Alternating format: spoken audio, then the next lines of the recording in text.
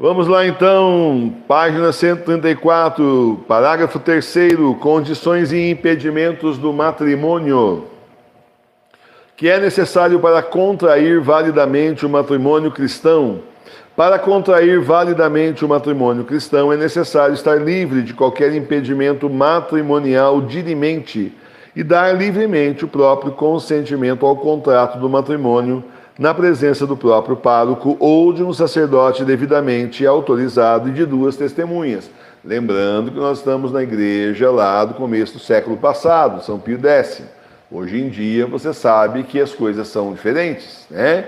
São adaptadas, porque senão não vai ter casamento mais, uma vez que nós temos aí a seita bergoliana que tomou aí os templos. Então, assim sendo, os casamentos agora são feitos nas casas, né? São realizados nas casas.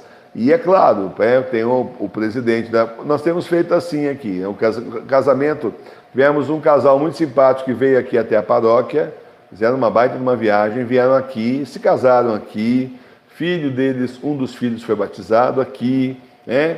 A gente é padrinho e madrinha, né?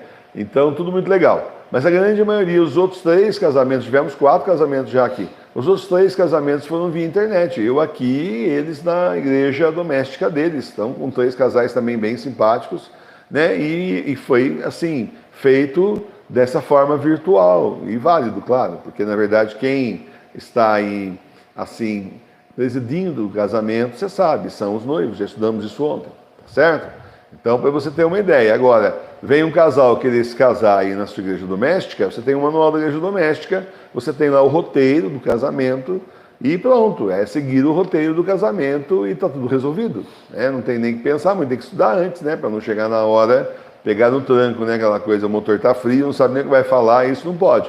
Mas tirando isso, o roteiro está pronto do casamento. Né? E a gente, não me lembro se no roteiro do casamento foi colocado a comunhão espiritual, mas aí a gente acrescenta a parte da comunhão espiritual no final, sem rezar o terço, né? Porque aí não dá tempo de rezar o terço, que é a cerimônia do casamento, não dá tempo de rezarmos o Santo Terço, mas reza uma Ave Maria, um Pai Nosso, um Glória, ato de contrição primeiro, né? Exame de consciência, ato de contrição, uma Ave Maria, um Pai Nosso, um Glória, e vamos para a comunhão espiritual, terminando o casamento. Então são as dicas que a gente vai dando para você entender que você pode realizar o casamento validamente na sua casa, tá certo? Que é necessário para contrair licitamente o matrimônio cristão. De novo. Para contrair licitamente o matrimônio cristão, é necessário estar livre dos impedimentos matrimoniais impedientes, estar instruído nas verdades principais da religião e estar em estado de graça. Não estando em estado de graça, se cometeria um sacrilégio, certo? Então, conclusão da história, você estar livre e desimpedido para casar, você conhecer as verdades principais da religião e estar em estado de graça, que se consegue fazendo a confissão espiritual. Portanto, como é que uma pessoa que nunca ouviu falar da nossa religião chega aqui e fala, me converti, quero casar na igreja? Tem que ter uma preparação. Né? Senão a pessoa não sabe nem fazer confissão espiritual, não sabe o que é comunhão espiritual, não pode, né? E normalmente, quanta gente aí já não tem uma vida pré-marital aí desautorizada pelo Senhor e pela igreja, é pecado, né? Contra a castidade, aí mais ainda tem que fazer aí a sua confissão espiritual para se preparar para receber o sacramento do matrimônio. Estar em estado de graça, sem pecados mortais, né? De preferência nem veniais também, claro, nenhum dos dois. Estar em estado de graça é pecado nenhum, zerou os pecados, porque você fez uma confissão bem feita, de repente, no dia anterior. Esse pessoal que já vive, né, às vezes a pessoa já mora junto, não deu tempo de casar, daí veio pandemia, tem casos assim, pessoal conversando com a gente, né? Ou por um motivo ou por outro, não estava na igreja naquela hora, enfim, de qualquer forma, né? Estavam morando juntos já, se consideram casados e tudo mais, às vezes a pessoa é até casada no civil, mas nunca casou na igreja. E aí vem atrás de mim, né? Aí eu dou as instruções, aquelas coisas todas, e quando chega no final, diz assim, olha, vocês vão fazer confissão espiritual aí pelo menos um dia antes do casamento, pelo menos, né? E aí daí para frente, castidade até o dia do casamento. A preferência seria que as pessoas já entrassem em em ato de castidade desde o momento que ela toma consciência de que ela não é casada frente a Deus, então não poderia ter vida marital com a esposa, e vice-versa. Mas, assim, é aconselhado justamente isso. Por isso, quando me procura para fazer o casamento, no geral eu dou uma corrida para tirar realmente a pessoa do pecado o quanto antes, E com relação a pessoa participar, queria falar isso. Teve um caso de uma pessoa que veio querer casar na igreja doméstica e falou assim: olha, eu já faço parte da igreja, mas ela não faz ainda, então não dá. Teve um que falou assim: olha, eu faço parte da igreja doméstica, eu sou católico apostólico romano, estou na paróquia Sagrada Face de Tours, e a minha namorada falou assim para mim: ó, faço um acordo com você, tá bom? Eu caso com você na igreja do professor Emílio e depois a gente casa na igreja bergoniana. Calma. É por isso que tem que saber as bases da fé, entendeu? Aí eu não permiti, porque falei: não, tem que ter uma conversa então, uma conversão, saber o que está acontecendo. Vai casar aqui, vai casar lá?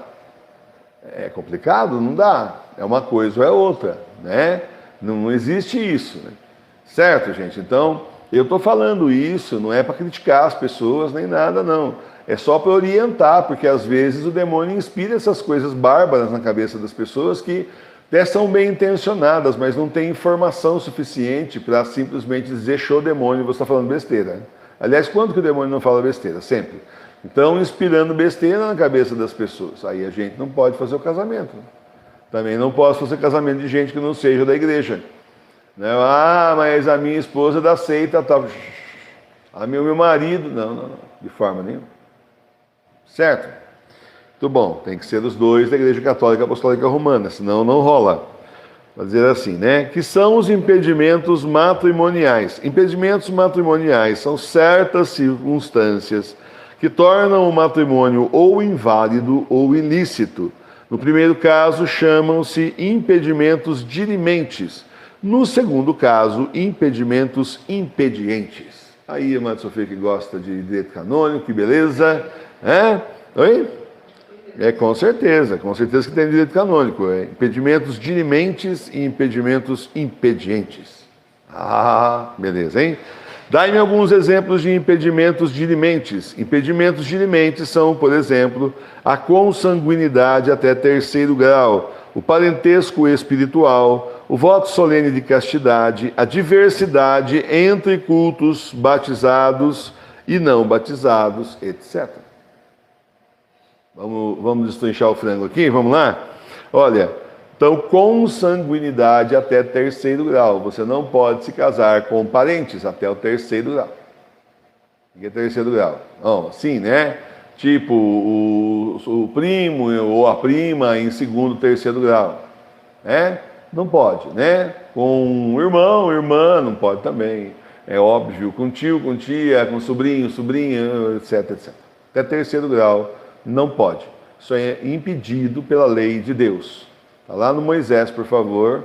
A gente não estudou o livro dos números inteiro, porque tem toda uma lei que o Senhor dita para Moisés imensa, e a gente então não estudou os detalhes, mas ali o Senhor vai dar os detalhes, que são coisas que a gente hoje já segue, mas dá detalhes e mais detalhes. Depois a gente vê o resumo aqui, acaba seguindo, no catecismo.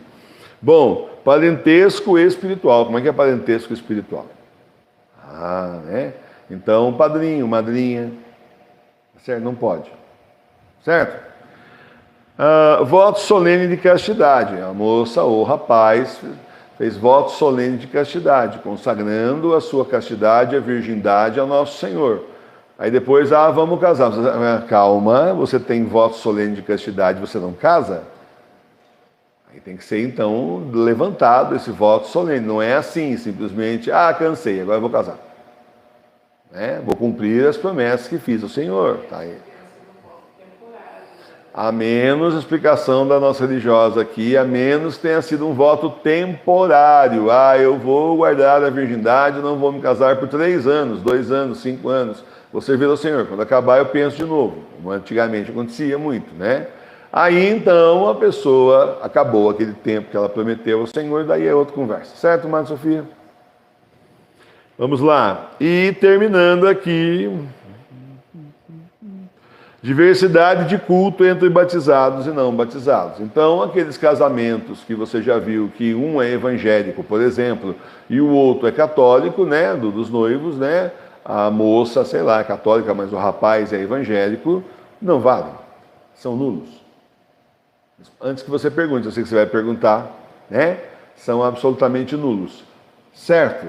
Não tem dúvida nenhuma, esse aqui é o Catecismo de São Pio X. Está valendo? Claro que está valendo.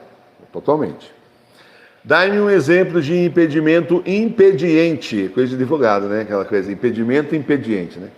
Impedimento impediente é, por exemplo, voto simples de castidade, etc. Os fiéis são obrigados a manifestar à autoridade eclesiástica os impedimentos matrimoniais que conhecem. Sim, os fiéis são obrigados a manifestar à autoridade eclesiástica os impedimentos matrimoniais que conhecem. E é por isso que os párocos fazem publicações, isto é, leem os pregões dos que vão se casar. Aqui nós também colocamos na rede social, olha, vai casar o fulaninho e a fulaninha, olha só, dia tal, né, que é para todo mundo ficar sabendo, tá certo? Agora, a pessoa que engana o pároco, essa pessoa está em pecado mortal ao quadrado, né? Porque ela enganou o pároco, que não conhece a vida dela, e está tentando enganar a Deus. Só a mísera intenção de enganar a Deus já é inferno na certa. Então não tentem enganar o pároco, porque a mim vocês podem enganar, mas a Deus nunca. Aí, conclusão da história, isso é cuspir na santa face do Senhor. E isso é pedir para ir para o inferno, porque a pessoa está simplesmente tentando enganar a Santa Igreja. E aí o casamento é inválido, não adianta nada também. É assim, sabe o que aconteceu? A pessoa estava em pecado contra a castidade, agora ela também está em outro pecado contra Deus, está com um pecado de blasfêmia e por aí vai, porque tentou enganar a igreja. Melhorou muito a situação, não é mesmo? Então é isso. Outra coisa, é por livre e espontânea vontade. Então não é casar na base da chantagem. Sabe aquela história de casamento na roça, né? Tem até uma pecinha de teatro que eu escrevi uma vez para a turminha na escola, né? Casamento na roça, né? Até tem gente que grava até hoje para o YouTube, aí, na época de festa junina. E tem o pai com a espingarda lá atrás, obrigando o rapaz a casar, que ele beijou a noiva, né? Para criança a gente faz um negócio assim bem, né? Soft, né? E isso é inválido. Essa cena clássica da nossa cultura, o pai armado lá atrás com o rifle daqueles de matar elefante, né? E na hora do sim ele encosta o rifle nas costas do rapaz, e o rapaz, sim, sim, né? Então, inválido. Tem que ser por livre e espontânea vontade.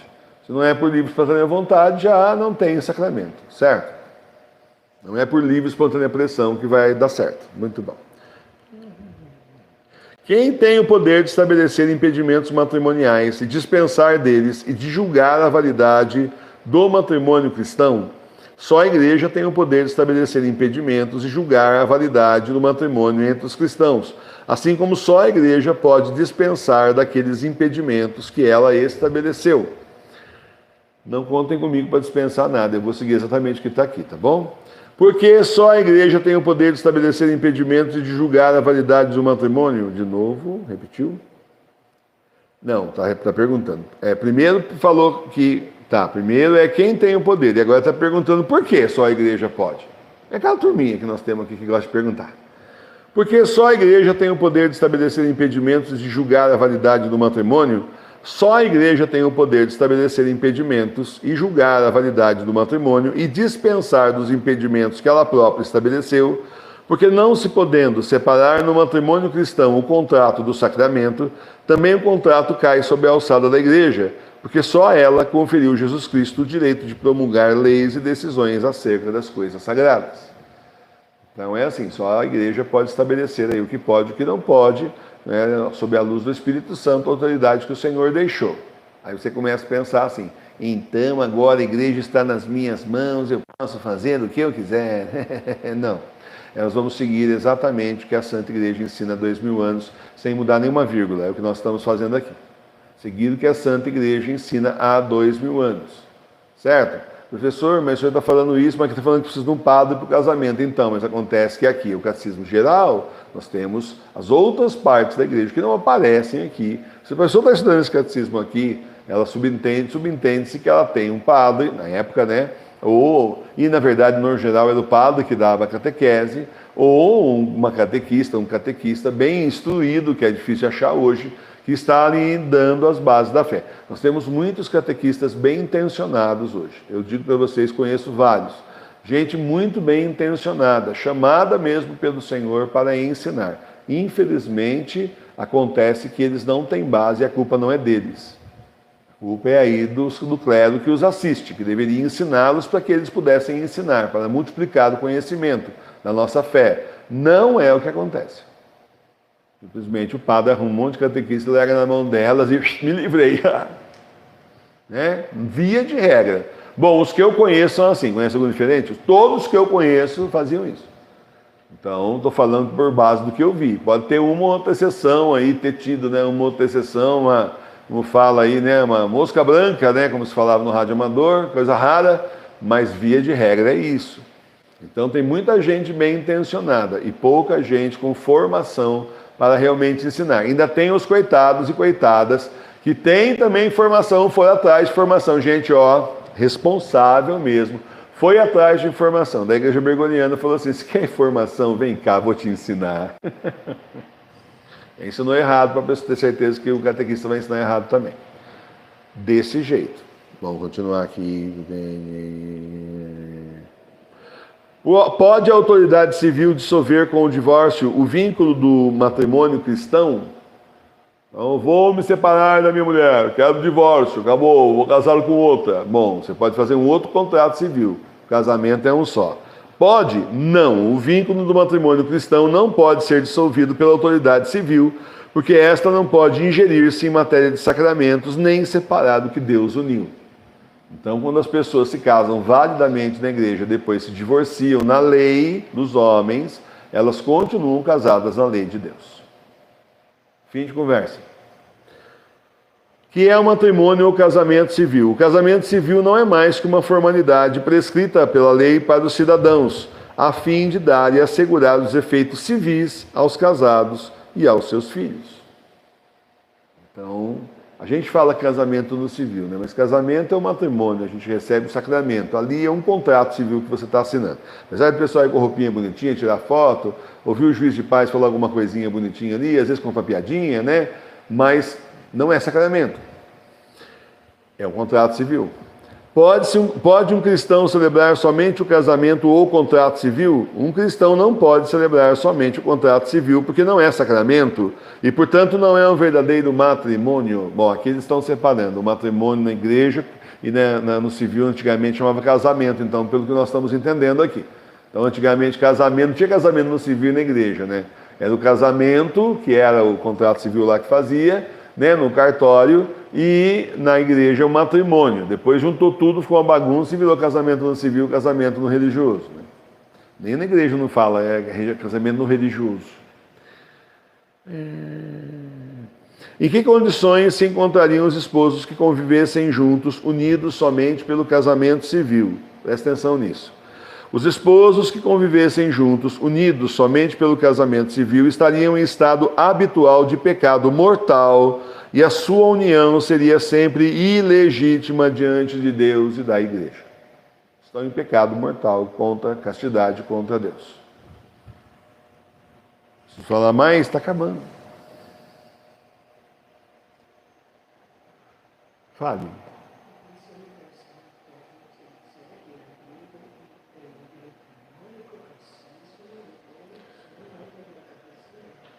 Sim, explicar para vocês, lembrar vocês que já está tão pisado isso, tanto falado, mas é sempre bom falar de novo. Lembrando a vocês que a paróquia Sagrada Face de Tours é a Igreja Católica Apostólica Romana, paróquia virtual das igrejas domésticas. Nós somos uma comunidade de igrejas domésticas, uma comunidade virtual de leigos consagrados a Jesus por Nossa Senhora. Se não fez consagração, ainda faça. É muito bom. Certo? E que consagram, então, a sua vida ao Senhor da forma, de acordo com o estado de cada um, né? A pessoa vai trabalhar e tudo mais, mas é um consagrado no mundo, dando testemunho do Senhor. E é aquela coisa, e mesmo que você não seja consagrado ainda, você foi chamado por Deus, foi chamado por Jesus para ser igreja doméstica, igreja verdadeira na sua casa. Então, isso significa que você tem que fazer tudo que a igreja manda, verdadeira. Ou seja, nós seguimos o catecismo, nós seguimos o direito canônico, nós seguimos a sã doutrina da Santa Igreja. Por isso que você tem que estudar. Se você não comprou esse livro ainda, eu não vendo, não é propaganda, é dica. Se você não comprou esse livro ainda, você não vai comprar daqui a pouquinho, porque está esgotando. A favor de correr e comprar esse livro enquanto existe para comprar. Porque está esgotando por aí. Parece que quem lançou não está lançando mais. Eu cheguei a ver uma capa diferente, mas a Madre Sofia nem conseguiu ver isso aí. Um dia que alguém perguntou onde é que acha, né? Então corra. Corra porque o que é bom está acabando. Deve-se fazer também um contrato civil? Deve-se fazer também um contrato civil, porque embora não seja sacramento, serve, no entanto, para garantir aos casados e a seus filhos os efeitos civis da sociedade conjugal. Eis porque, em regra, a autoridade eclesiástica não permite o casamento religioso quando não se cumprem as formalidades prescritas pela autoridade civil. Então, via de regra, deveria ser assim, né? A igreja, então, se assim, a pessoa não consegue nem marcar o casamento religioso lá por algum motivo não é permitido, então também não é celebrado o matrimônio aqui, né? Porque é respeitando aí a lei. Tá certo? Então agora acabou, agora nós vamos para outra parte, que é das virtudes principais e outras coisas que o cristão deve saber. Vai começar outra coisa amanhã. Mas só para você então entender com relação ao matrimônio. Nós seguimos o que a Santa Igreja ensina há 2000 anos e pratica há 2000 anos. Nem pense em sair fora do riscado, tá certo? Porque aí é você que está em pecado mortal. O pecado já começa com desobediência. Imagina você fazer aí, celebrar sacramentos inválidos. Então você vai fazer o sacramento de casamento de alguém, se prepare para investigar a vida da pessoa, fazer uma baita de uma entrevista com os noivos, explicar a responsabilidade do casamento, do sacramento, pelo menos ali em poucas palavras, é claro, né? Pode até, inclusive, escanear aqui o livro, tem isso aqui em PDF em algum lugar aí na internet, acho que a Alexandria Católica tem, e mandar o PDF para a pessoa ler, para entender o que é, certo? Você vai fazer casamento na sua igreja doméstica, nada de ficar aquelas musiquinhas do mundo. Ai, eu queria colocar uma novela da música da Missa das 9, melhor. Queria colocar uma música da novela das 9, é tão legal, é tão romântica. Pode? Não, não pode. Só músicas católicas, verdadeiramente católicas, de preferência litúrgicas para o momento, e não simplesmente a pessoa começar a cantar aí coisas como uma vez aconteceu, né? Estava passando, não sei se era uma cena. O que vocês viram que era uma cena, alguma coisa, que estava uma filmagem de um casamento, alguma coisa, e a moça chorando aquela música em inglês, a moça emocionada, a noiva emocionada, sniff, sniff, sniff, chorando, emocionada, ai que romântico. E a música em inglês, traduzindo como o professor entende de inglês, né? Estava dizendo, eu te amaldiçoo para todo sempre, vá para o inferno, sua tola, etc, etc. Muito bom para o casamento, você não acha que é uma coisa beleza isso? Então, nada de música assim. Nem no meu casamento não teve música assim, né? Do mundo, porque pelo menos ali o pároco já não deixava, né? Fale, Madre Sofia. Bem-vindo, Henry. Deve ser uma perguntinha pequena, porque está passando o celular para mim. Quando o anticristo tomar o poder dos governos total, ainda se deve realizar o casamento civil após o religioso? Você com certeza pensaram em você quando escreveram esse livro? Olha, no meu ponto de vista, como é um casamento assim, na verdade, é um contrato civil, e isso garante os direitos das pessoas, sim, mas eu acho que dificilmente você vai conseguir fazer isso, porque ou você vai ter a marca da besta ou você não vai casar. Certo? Para ter acesso aos direitos civis, daqui a um certo tempo nós teremos que ter a marca da besta.